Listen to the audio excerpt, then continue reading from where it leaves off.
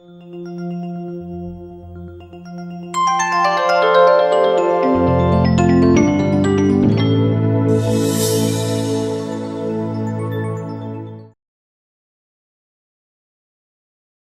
Weavers, welcome to Myra Media. Harsha Kumar Congress party అధికారంలో ఉన్నప్పుడు ఒక వెలుగు వెలిగినటువంటి వ్యక్తి, అమలాపురం మాజీ ఎంపీ. అయితే 2014 రాష్ట్రం విడిపోయిన తర్వాత కాంగ్రెస్ పార్టీకి ఘోరమైన ఓటమి.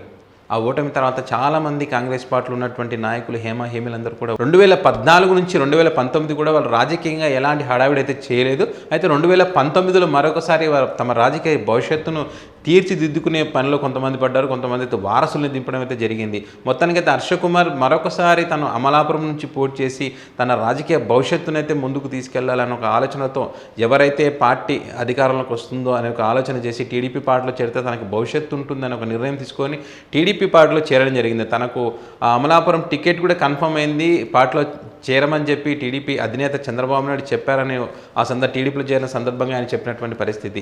టీడీపీతోనే అభివృద్ధి సాధ్యమని కూడా పార్టీలో చేరిన సందర్భంలో ఆయన ప్రస్తావించినటువంటి పరిస్థితి ఉంది. సో మొత్తానికైతే టీడీపీలో చేరిన తర్వాత తనను చంపడానికి బెదిరింపు కాల్స్ వచ్చాయి.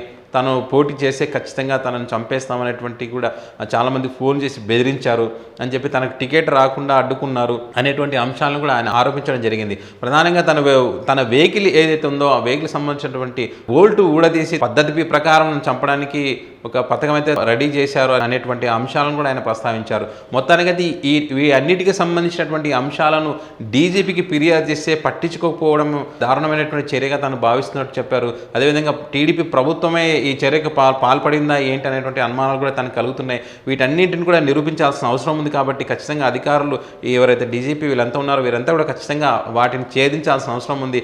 భవిష్యత్తులో తనకు ప్రాణహాని ఉంది కాబట్టి ఖచ్చితంగా విచారణ జరిపి తనకు న్యాయం చేయాలని చెప్పి ఈ సందర్భంగా ఆయన కోరుతున్నటువంటి పరిస్థితి. ఒక మీడియా సమావేశంలో ఇవన్నిటి కూడా ఆయన ప్రస్తావించారు. అయితే మొత్తానికి మరి టీడీపీ పార్టీలో చేరడం పట్ల ఎవరికి ఆయన మీద కక్ష ఉంటుంది, ఎందుకు ఆయన చంపాలనుకున్నారు అనేటువంటిది మాత్రం టీడీపీ శ్రేణులు చెప్తున్నారు. ఎవరు కూడా ఆయన పార్టీలో చేరితే చంపాలని ఆయనకు బెదిరింపుకాలు చేసినట్టు ఎవరు లేరు. ఆయన ఏదో పార్టీలో టికెట్ ఇవ్వలేదు కాబట్టి ఇలాంటి ఆరోపణలు చేస్తున్నారు అని చెప్పేసి టీడీపీ పార్టీకి సంబంధించినటువంటి నాయకులు చెప్తున్నటువంటి పరిస్థితి. మరి మొత్తం ఏం చూస్తే కనుక ఇది కేవలమైన వార్తలో ఉండడానికే ఇలాంటి వ్యాఖ్యలు చేస్తున్నారని చెప్పేసి టీడీపీ వాళ్ళు చెప్తున్నారు. లేదు, నన్ను చంపడానికి ప్లాన్ చేశారు, విచారణ జరిగితే నిజాలు బయటకు వచ్చే అవకాశం ఉందని చెప్పి హర్ష కుమార్ చెప్తున్నారు. మరి రాబోయే రోజుల్లో మరి విచారణ జరుగుతుందా లేదా అనేటువంటిది మాత్రం ఏదో చూడాల్సిన అవసరం ఉంది. సో ఈ వీడియో కనుక మీకు నచ్చినట్లయితే లైక్ చేయండి, షేర్ చేయండి, మీ అభిప్రాయాలను కామెంట్ రూపంలో తెలియజేయండి. ఇలాంటి లేటెస్ట్ ఇంట్రెస్టింగ్ అప్డేట్స్ మీరు పొందాలనుకుంటే కనుక మైరా మీడియా ఛానల్ సబ్స్క్రైబ్ చేయడం మాత్రం మర్చిపోవద్దు. Thanks for watching.